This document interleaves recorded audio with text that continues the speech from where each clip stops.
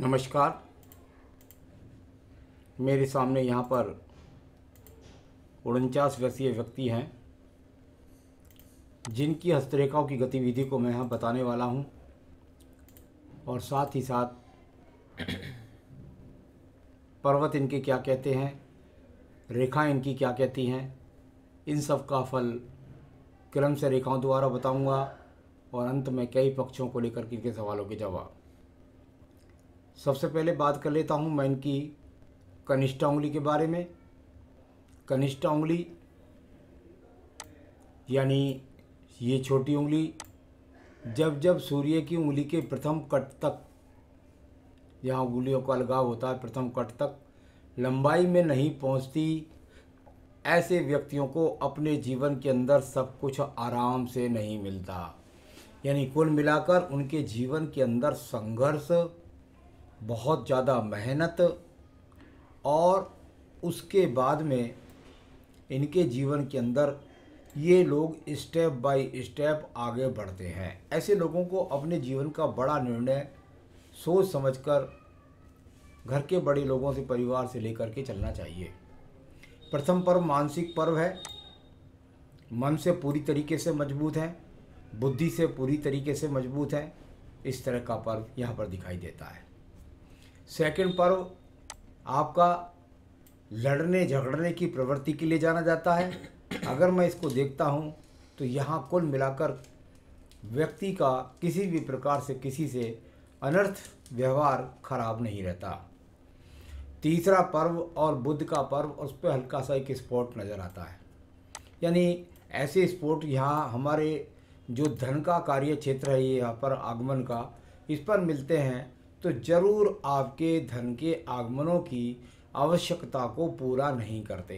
कुल मिलाकर मैं यहाँ के समझता हूँ बाकी रेखाओं को मिलाकर धन के आगमन है, परंतु ये अपने आप में हो सकता है ये भी आपका चोट का निशान हो, लेकिन अपने आप में वहाँ पर वो रेखाएं तो हैं जो धन के आगमन हैं, लेकिन उससे पूरा संतुष्टि नहीं दिखलाती है।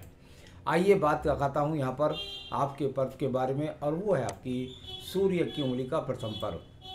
यहाँ पर किसी प्रकार की बेकार रेखाएं नहीं, किसी प्रकार के बड़ा यव चिन्ह नहीं, किसी प्रकार की खराब चिन्ह नहीं है। यानी कुल मिलाकर पर्वत का फल है आपको बीपी का रोग, आपको कोलेस्ट्रॉल का रोग, आपको आँखों का रोग या खामोखा एक्सीडेंट की कोई संख्या यहाँ पर नज़र नहीं आती वर्तमान में।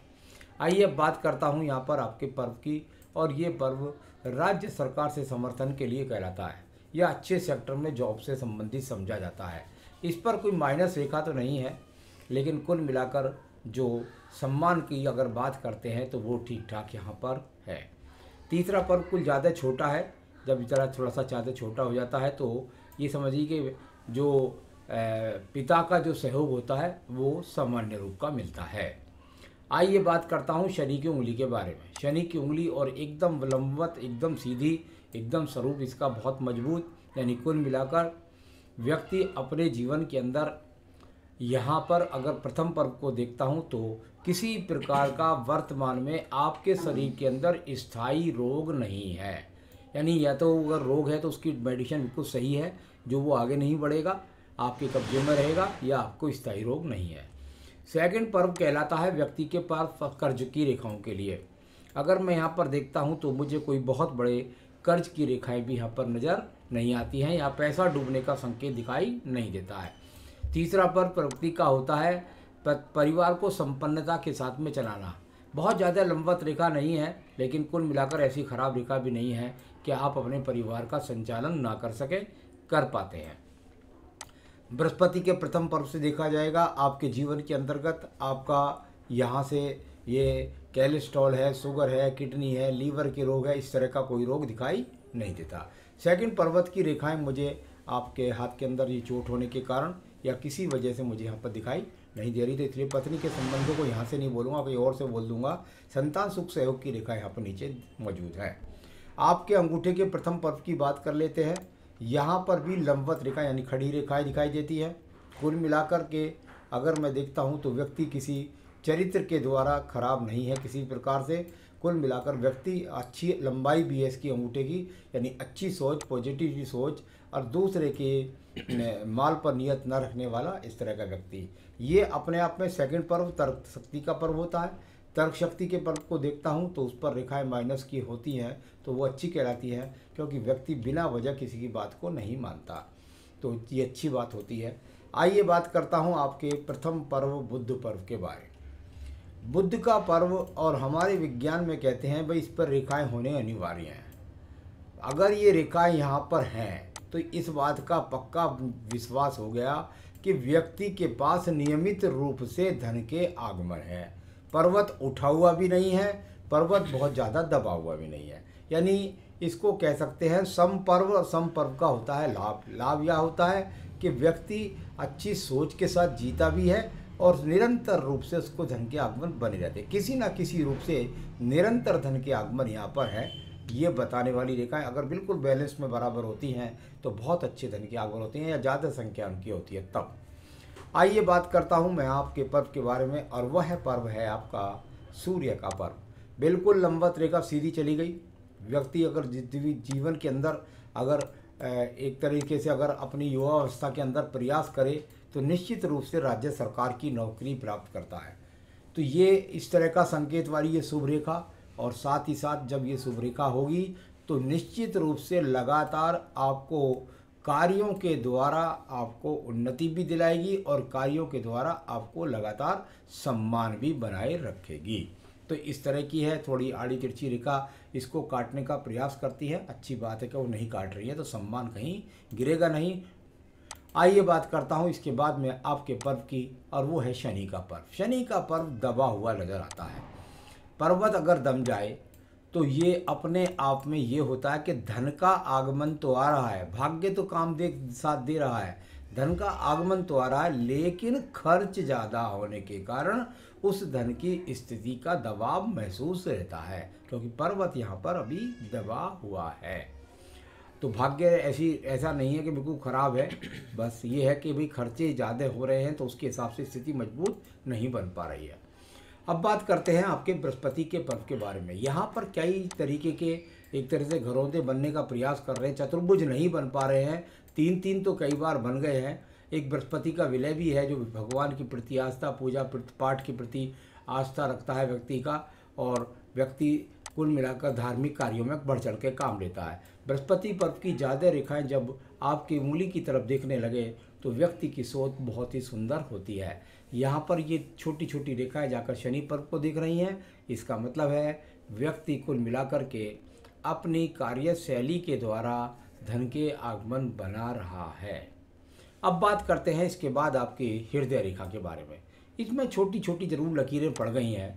भाई मन खुश नहीं रहता, इसका मतलब है मन खुश नहीं होता, कि ये कोई पत्नी से विवाद की रेखा नहीं है। कुल मिलाकर के मन खुश नहीं रहता है, मन के अंदर वो आनंद नहीं रहता है जैसा व्यक्ति अपने आप से चाहता है, और साथ ही साथ कोई बड़े रोग के संकेत भी यहाँ पर नहीं हैं।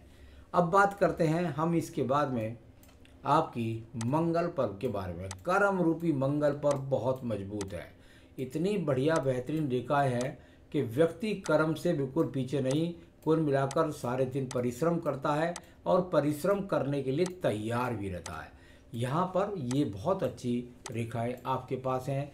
थोड़ा थोड़ा क्योंकि आयु रेखा को काट के चली जाती हैं, भाई मैं अपने मेहनत तो कर रहा हूँ लेकिन मुझे मेहनत का उतना फल नहीं मिल रहा, इसको ऐसे बोलते हैं। अब बात करता हूँ मैं आपकी बुद्धि रेखा के बारे में।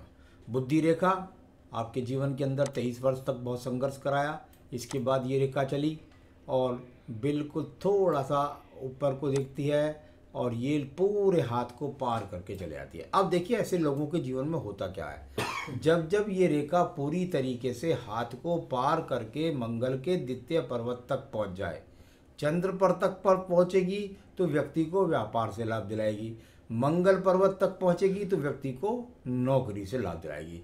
ऐसे व्यक्ति दूर स्थानों से जुड़ करके, कभी कभी तो मैंने ऐसे लोगों को विदेश से जुड़ करके भी धन के आगमन बनाते देखा है। तो ये बुद्धि रेखा मंगल पर्वत पे पहुंची है द्वितीय पे, जो आपको नौकरी के कार्यों से लगातार आपको लाभ दिलाएगी और हिम्मत के साथ, मेहनत के साथ, क्योंकि मंगल का संबंध और द्वितीय मंगल प्रथम मंगल दोनों उच्च के हैं, यानी कुल मिलाकर व्यक्ति मेहनत से धन कमाता है।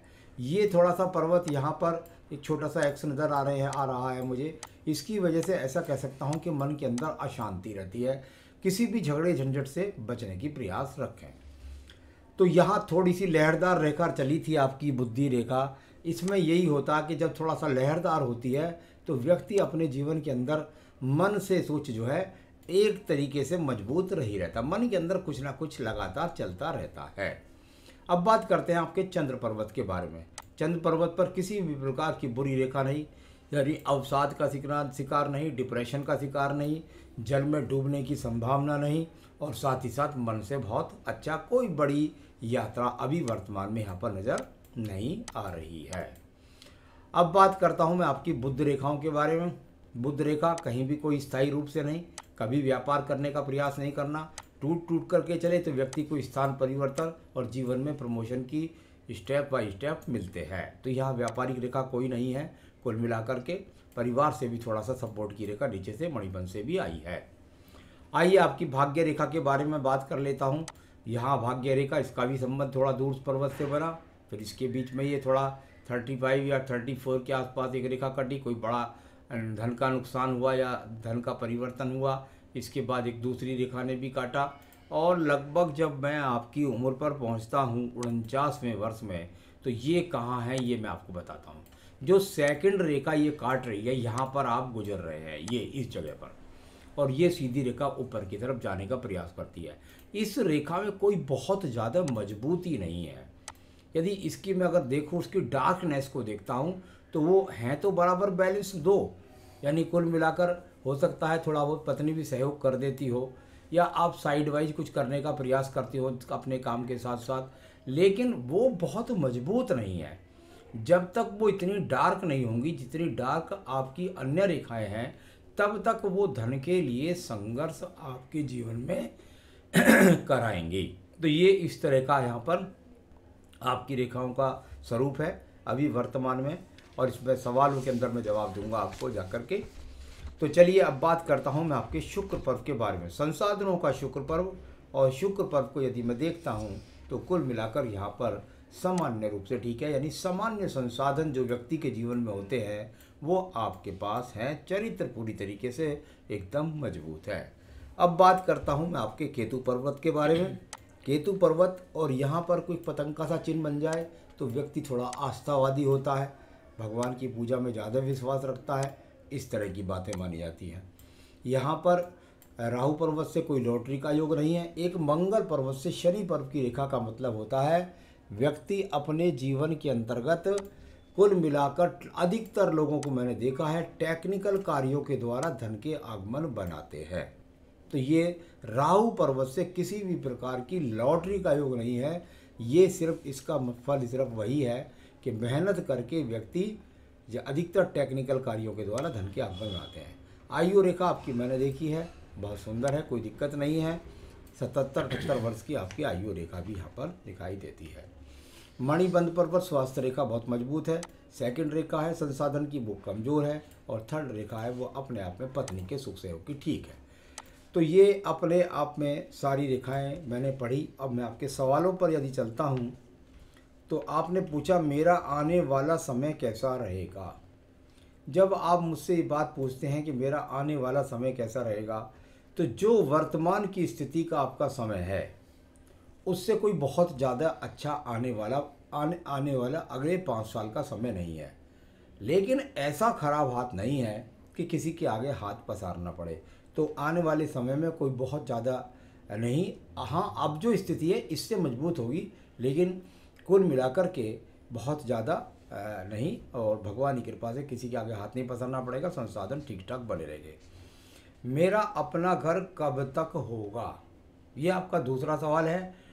मैंने बताया था आपके हाथ के अंदर 3 रेखाएं यहाँ पर बनने का प्रयास कर रही हैं बृहस्पति से। शनि रेखा से तो कुछ दिखाई नहीं दिया। यहाँ पर जो 3 रेखाएं बनने का प्रयास कर रही हैं, इसमें एक रेखा यहाँ हल्का सा चतुर्भुज बनाने का प्रयास कर रही है। यहाँ पर इस तरीके से एक चतुर्भुज बनाने का प्रयास कर रही है। मैं समझता हूँ अभी लगभग अगर आप देखेंगे तो 54 से 55 वर्ष तक या 53 से 55 वर्ष तक आपके मकान बनाने की बहुत ज़्यादा संभावनाएं हैं। मेरी प्रमोशन कब और कितनी होगी, समय अंतराल बताएं। जब प्रमोशन की आप मुझसे बात करते हैं तो एक डबलिंग लाइन, इस लाइन के साथ में एक डबलिंग लाइन थोड़ा सा ऊपर से चल रही है। मैं समझता हूँ कि लगभग आपको अभी 2 से 3 साल और इंतजार करना पड़ेगा, तब आपको प्रमोशन मिलेगा। मेरा स्वास्थ्य आने वाले समय में कैसा रहेगा, अभी स्वास्थ्य से संबंधित किसी प्रकार के इश्यूज़ नहीं हैं।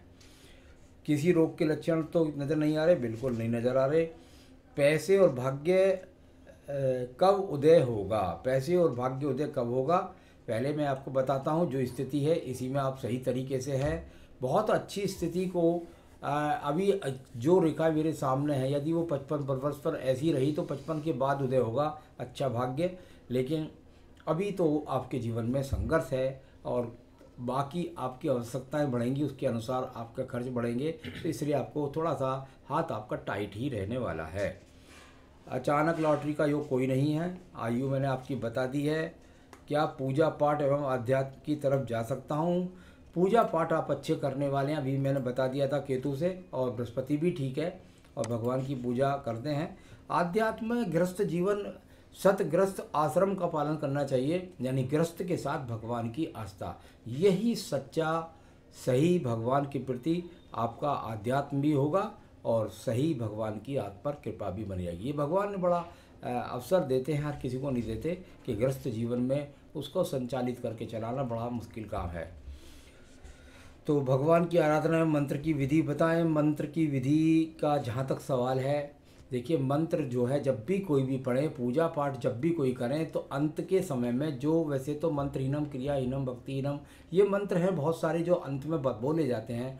कोई भी पूजा पाठ कैसे भी करें, लेकिन अंत में आप क्षमा याचना अवश्य करें, तो आपकी सारी पूजा पाठ लग जाती है। यदि आप क्षमा याचना नहीं करते तो आपकी पूजा पाठ नहीं लगती। अंत में आपको कहना है, हिंदी में कह सकते हैं कि भगवान मेरी पूजा करने में, कराने में किसी भी प्रकार से कोई भी त्रुटि हुई हो, मेरा मन भटकता रहता है, तो मैं उसको लिए आपसे क्षमा चाहता हूँ, मेरी पूजा को स्वीकार करें। गृहस्थ में होने के कारण ऐसा होता है। तो ये आप इसको मंत्र कह सकते हैं। मंत्र में जिसमें भी आपकी आस्था है, मैं आपकी बताऊंगा भी पूजा क्या है, उसको गहनता के साथ करिए। अपनों का साथ रहेगा, बिल्कुल साथ रहेगा, चिंता मत करिए। आपकी संतान आपका सुख सहयोग और पत्नी आपका सुख सहयोग देगी।